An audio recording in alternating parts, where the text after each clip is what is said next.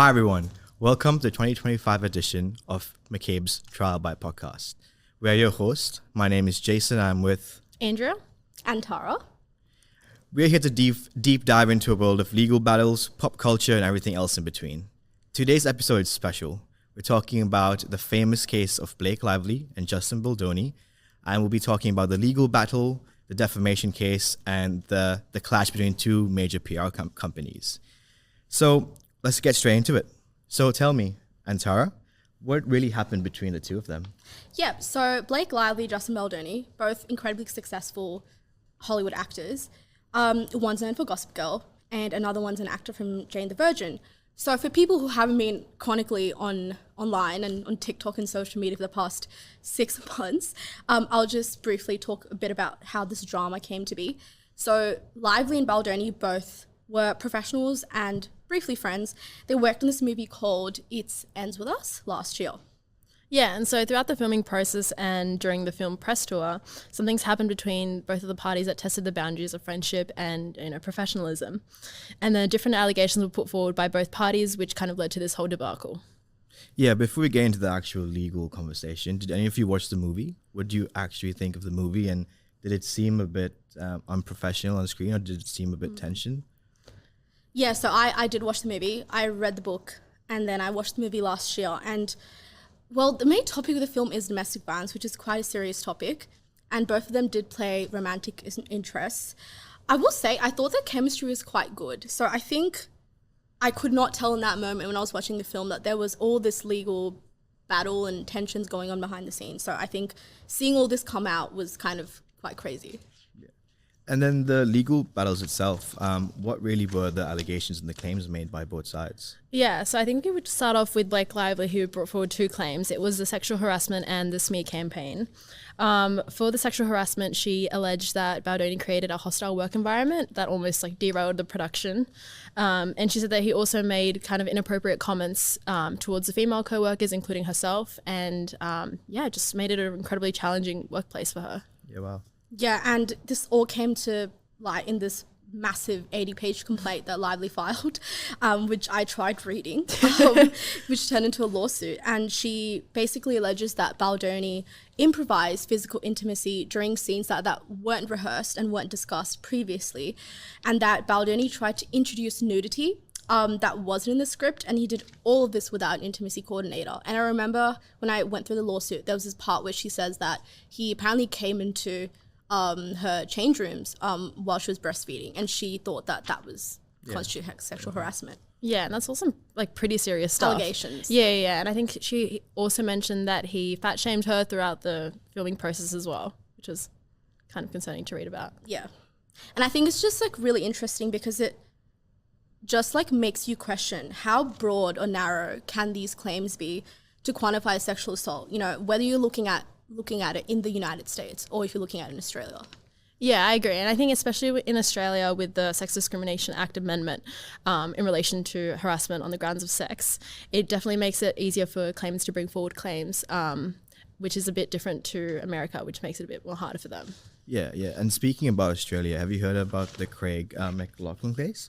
I think they're quite similar claim made because they both happen in a theatre and professional setting. Yeah, so from what I do recall was that Craig McLaughlin, he was an Australian actor, and he was in this popular show called Neighbours, which a lot of Aussies might know, and he was basically accused of sexual harassment by 3 actresses on the show that he did called The Rocky Horror Show. And he denied all those allegations and then brought a defamation lawsuit as well.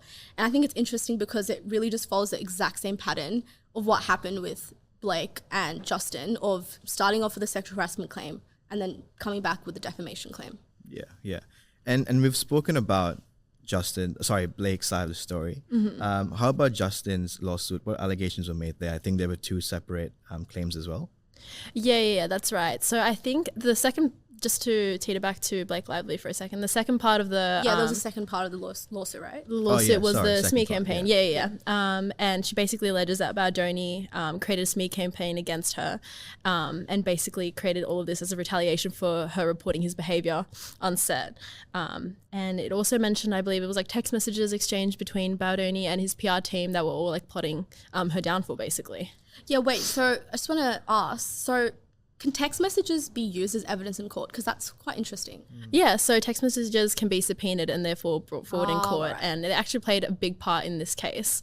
I think what's also interesting is that Justin used the same team that Johnny Depp used in his like PR crisis like 2 years ago. Yeah, and I don't know about you guys, but if you went onto TikTok during that time and still, she was getting really criticized by the public for some of the stuff she's done. What do you guys think that role plays there in social media? I mean, like, I remember seeing it all over social media, Yeah. on the comments in the TikToks, and a lot of old videos of her press, her interviews and how she treated interviewers were circulating. And she was being like publicly scrutinized for her wardrobe choices and what she was saying in the press tour. I don't know if you guys saw, but she kept saying this thing of like, wear your florals and bring your girls. And she was promoting a new hair care line. And personally, and I also feel like if you look at it objectively, I feel like when you're on a film talking about domestic violence, I think it's quite insensitive and trivializing if you're kind of reducing the film's entire subject matter to, florals and the girls. So I think that's a lot of what I was seeing everywhere. And that formed a big part of the entire legal battle of what happened. Yeah, I think it was just incredibly tone deaf. And I think the New York Times also got involved and they published like this report with all of Blake's claims, and that kind of made it available to everyone. And obviously everyone, upon seeing that, had an opinion over it. So now let's get to Justin Baldoni's side. What are the allegations in response to Blake Lively's claim there? Do you want to kickstart? Yeah, so he filed 2 lawsuits. So Blake was actually 1 lawsuit, but there were 2 claims. This was 2 whole separate lawsuits. Right. So the first one he filed was against the New York Times. It was worth a crazy $250 million US. I don't know where they get. Yeah, this I don't know what I'd do with all that money. But yeah, it was for a defamation regarding their reporting of Lively's claims against Baldoni. So again, it was a massive lawsuit, heaps of claims, but I'll just briefly look at the main things which stood out to me. So the first thing that he alleges is that the New York Times did not follow proper journalistic practices. And Baldoni claims that New York Times didn't give him enough time to respond to the allegations in their original report. So I remember seeing this part where when the New York Times was going to publish their original report against Baldoni, they called up Baldoni's PR team and they were like, hey, we're going to publish this.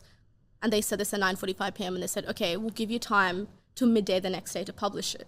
And Baldoni's team was like, okay, fine, we'll prepare something by then. But they actually ended up publishing it 2 hours early at 10 a.m. Yeah, wow. without giving him notice. And Baldoni says this is malpractice in journalism, which I also feel like was a bit harsh on New York Times to do that. They also said that New York Times published false allegations, specifically that they deliberately cherry-picked and altered communications to mislead, which would only support Lively's claims. And one thing that I saw there, which was quite interesting, was that, which makes you really think about context. So in the original claim, Lively's team said that there were a lot of comments that were made against Lively, orchestrated by Baldoni. And there was this text exchange between the PR strategists. And there was this comment that said, you really outdid yourself with the piece. And they're saying, Lively's team is saying that that was a malicious comment, and it kind of just shows the intention to kind of smear Lively's reputation. But what Baldoni's team is saying is that they actually missed out on an emoji. They missed out on the fact that there was an upside down smiley face emoji after that text message. And they're saying they omitted that. And that was actually meant to show that the text message was never supposed to be serious. It was just sarcastic. So I think it's really interesting how you can get to the smallest of things and it can just change the meaning of something, and how context is just so important. Yeah, wow. So, Andrea, what about the second lawsuit then? Yeah, so the second lawsuit was against Blake Lively and her partner, Ryan Reynolds, and that was worth over like $40 million. And he basically outlined how she weaponized her friendships with people like Taylor Swift and her associations in Hollywood to kind of gain control over the film. She corroborated stories with the New York Times in order to perpetuate this smear campaign, and that she systematically excluded Baldoni from any form of press tour, like filming and anything within the media. And I think that also helped create that narrative that he had done something wrong, and that would obviously influence public opinion. Yeah, and on that point, actually, I don't know if you guys saw on social media, but do you guys see those videos during the press tour where she's doing interviews with the entire cast and she's on the red carpet, and then you just have Baldoni by himself? And that's when I started thinking that things were messy, because if you have the main two leads in a film, generally you do a press tour together and you're taking red carpet photos together. I find it so interesting why he's the producer of the film. Yeah. He was isolated and he was just walking the red carpet with his family. Yeah. And even the original book, like the author, like she was just with Lively and the rest of the cast. Yeah. And I think all of the cast unfollowed him as well, Yeah. which would obviously lead people to talk.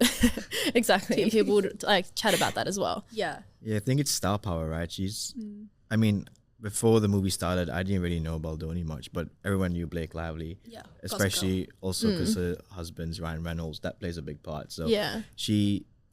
aside from the allegations, I think she does have a lot of star power as well. So, Yeah. I agree. but yeah, moving on to defamation is a really hot topic right now. I think when you have celebrities and legal issues, there's always defamation involved. You saw that with Johnny Depp and Amber Heard, Higgins and Lerman in Australia. And I think it's what I really want to know is what are the differences between the defamation laws in the US and the defamation laws in Australia? Yeah, so I can start on that. So going on to the legal side, because I think it's quite interesting when you look at the differences. So in the US, defamation laws are quite different from Australia because there's a much higher bar.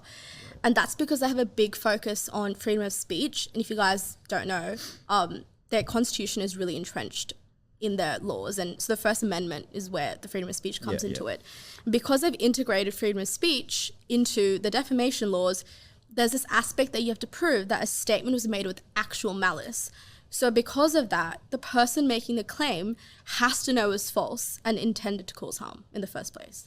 Yeah, and then I think in Australia it's a little bit different. Defamation is a civil matter, and so you don't actually have to prove malice. It can be sufficient to say that someone made a misleading or like false claim about you, and you'll be able to take legal action that way. And I think that was explored specifically in the Lerman and Brittany Higgins case as well. So you're saying that if Baldoni was to make the case in Australia, it would have been easier for him to get a result in his favor? Yeah, exactly. And I think the US distinguishes defamation between public and private individuals, and obviously as public individuals like Blake Lively, they would have a higher threshold to meet. Interesting. Yeah, wow. So moving on to other things, is this a legal battle or is this a PR battle between two PR firms? Obviously, this isn't a typical lawsuit that's about money and compensation. It's more about the images of two really big stars. So what do you think, Antara? It's like, I feel like you can't even, there's no straight answer to it. I think you can look at both sides, but I personally think this is not just a legal battle. I think it's a full-blown PR mess, a PR war. Especially depending on who you're listening to, the story can be so twisted and it's really hard to know what's fact and what's manufactured. And then suddenly it's not just about the truth. It's about who's getting the story out faster, who's more effective, who's more convincing, and who's coming in first with these claims. Yeah, I think honestly, maybe keeping it private and not making it public would have been a better idea, right? I think, as soon as you introduce social media into it, it becomes a whole different ballgame. I mean, you have the public making comments and it just makes things blow out of proportion much, much faster than it would have been private. What do you think about that, Andrea? Yeah, and I think it's like you were mentioning, it's not a typical lawsuit that's about like money and retribution. They have a lot of money. It's mainly just about repairing each party's reputations and their image in front of everyone else, because obviously this has also been affecting like brand deals or any like awards that they could get because of all the negative press. Yeah, I remember like Baldoni like losing, I heard he like lost, he used to be an advocate for women's rights, and I think he lost this award like, something about, supporting women, and he also lost his rights as co-podcast of his, he has a podcast, I think it's Man Enough, which I think was really interesting, and it just shows how reputation is like, so pivotal to everything, especially celebrity. And I think all in all, it's just so hard to tell who's telling the truth, because I don't know about you, I feel like at one moment I'm seeing these claims that, Lively's team comes out with, and I'm so convinced by what they're saying. And then next second you see Justin's team coming out with these actual like video footage of an altercation that happened between them, and you're just so confused. And it's really just hard to know what's the truth. Like, is this a case of one side, manipulating public opinion more effectively than the other? I honestly don't know. And I've heard people talking about planting narratives and fake comments, and even I saw someone saying that using bots to stir up online drama, which I think is crazy. I guess, can be expected in the world of AI. But yeah, it just doesn't make you know if these are intentional PR moves or is it just a natural fallout of Lively's on comments in the press. So I think it's just really confusing. Yeah, the keyword is misinformation, right? Yep. And I think, what do you think about misinformation? Yeah, I think it's also tricky because you don't need a law degree to understand how like misogyny, herd logic, and misinformation can contribute to someone's downfall, whether it's organic or sparked by the PR, like a PR team. I think especially when a woman is as successful as Blake, or is also just a woman within a male-dominated industry. Yeah. And that's where tactics like astroturfing come into play. What's astroturfing? Yeah, so I actually found out about this last week. So for those of you who don't know what astroturfing is, it's the process of pushing a marketing message in a manner so that it appears authentic. So if I give an example of how that was used, Lively's team claims that Baldoni used this by making fake stories and planting fake stories and comments across social media to smear her reputation. And if it really was true, I feel like it's quite an underhanded way to shift public perception, in my opinion. Yeah, wow. Yeah, and I think it's really remarkable to think about how much power these PR companies have in influencing public opinion. Tactics such as astroturfing, they're not used regularly, but when they are, it's incredibly effective and it kind of tacks on to negative stereotypes perpetuated in the media. And I think it was incredibly relevant in this case because obviously Lively was painted as a controlling, demanding, like bitchy individual. And I think PR firms knew exactly how to twist that angle and they tapped into those stereotypes. Yeah, I agree. And I think it's just... It's not just about getting ahead of the media, I feel like. I think it's also a fight for public vindication. And, from a PR standpoint, this whole legal drama, I feel like, would just be, so much less messier if they just settled it or if it just went to settlement. Because the longer this drags on, the more it's going to damage both their reputations. They're pretty big public individuals. It's caused enough drama. And I think this is just at the start. I think it just got to litigation. It's just the start of it. And I think... you don't know how long this can keep going on for, and so much money involved, so much at stake. And I think it's just quite crazy to see how, something can start off as small and it can just like escalate to how it is right now. And yeah, I feel like all in all, like whether this is a legal battle or it's about reputation or just a PR mess, I think one thing's quite clear to me. I feel like these cases are really straightforward. It's all about navigating, both the legal and public arenas, I think. Yeah, for sure. I think there are two sides. There are two sides with the PR and the legal. There are two sides with Justin and Blake. And it was really nice to hear the perspectives of both of you.